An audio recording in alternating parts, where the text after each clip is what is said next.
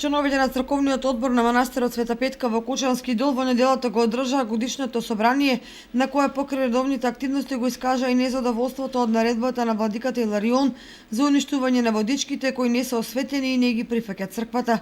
Сега моментално ние по негова наредба направиме како он што сакаше. Остраниме ги другите водички, остана Света Петка. Ама еве луѓето што се соберени, они ќе кажат дали треба да постојат водичките или не треба да постојат.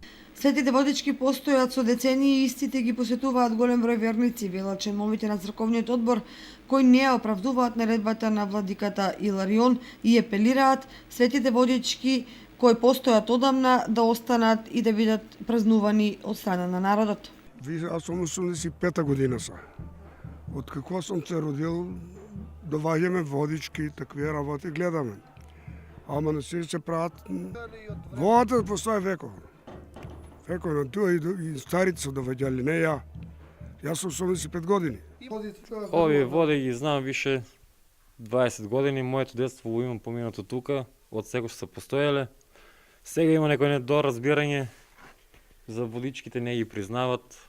Како што знам, има многу народ што има си пронајдено и аманет од нив, што си имат излечено од некои болести.